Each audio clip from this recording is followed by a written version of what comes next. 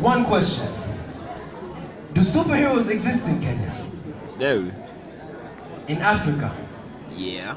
Or are they more like fish from China and we import them too, like cars from Germany? Are they assembled here but then the white man owns them like slaves? Do they get born here and then the white man buys them? How about Black Panther, you say? The movie? You know, the one with Lupita Nyong'o as Nakia and Chadwick Boseman as T'Challa. I've realized the common African will tell you they only know of one African superhero. He comes from a magical land called Wakanda and speaks in a funny accent it's hard to see pride in. Until 2018, I did not know of him. Every superhero in my childhood was white. Batman, Superman, Spider-Man, all with skin that didn't look like mine. Then last year, Marvel.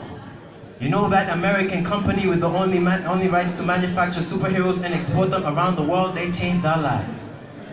Just like foreign aid, like relief food, like missionaries in Kansas, Ohio, they saw us starving. Starving for a story we could truly believe in, and we did.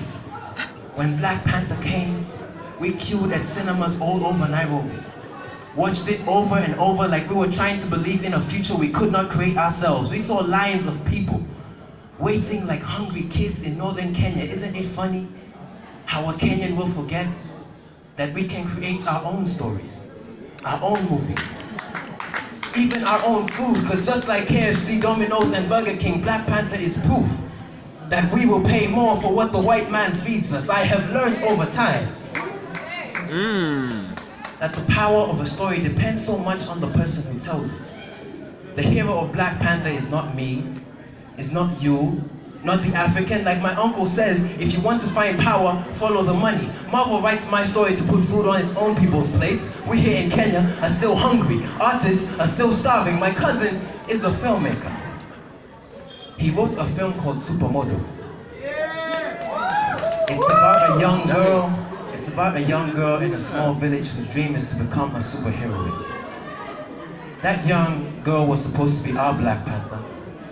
She should be stuck on every young girl's bedroom walls. Comics, magazines, TV shows should have been made in her name. Instead, the film got 2 weeks in the cinema and limited screenings across select theaters. When Black Panther airs for 4 months, we are reminded that superheroes do exist in this country, in this continent. But just like fish from China, we import them too, like cars from Germany.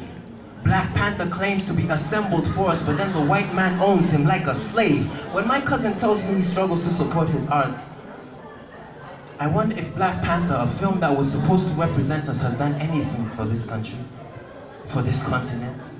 Because what Africans need more than anything is not another appropriation of our culture, but rather the power to tell our own stories, to have our own people watch, to have our own people listen. Thank you.